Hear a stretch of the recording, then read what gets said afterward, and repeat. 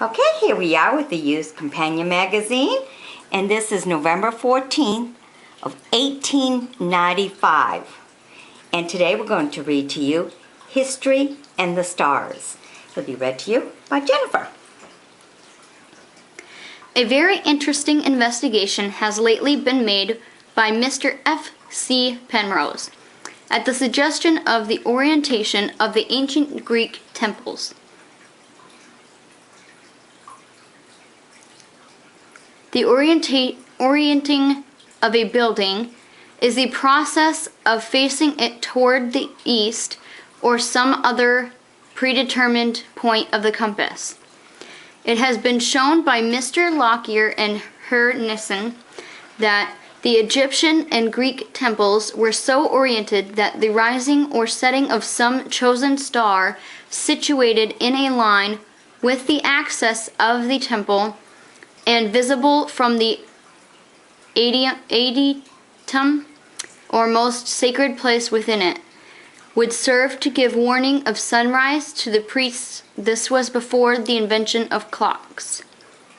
But in consequence of the precision of the equinoxes, which cause a complete revolution of the heavens around the pole of the ecliptic in about 25,000 years, the rising and setting points of the stars are slowly changing, so that a star which at its rising shone into the adytum of a particular temple a few thousand years ago does so no longer.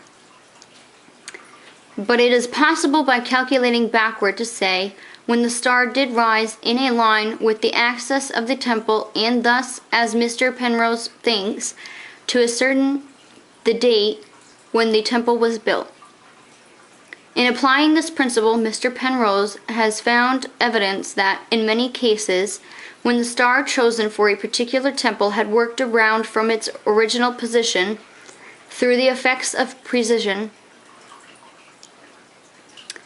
either a new doorway was constructed, or a new temple, so oriented as it to face the star again, was built alongside the old one. He thinks he has been able to identify the stars that were sacred to certain temples.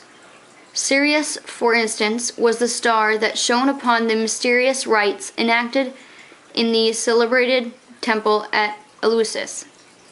The Eleusinian ceremonies occurred at midnight, and in that case there were no connection with the rising sun.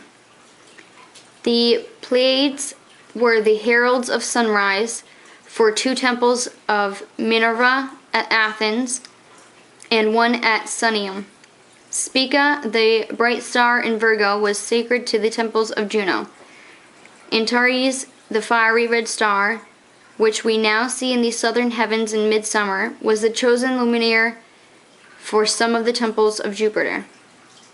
This investigation of the connection between the stars and the famous temples of antiquity is one of the most interesting of the many services which astronomy has performed in throwing light upon history. Well, that was really nice, learning all about the stars.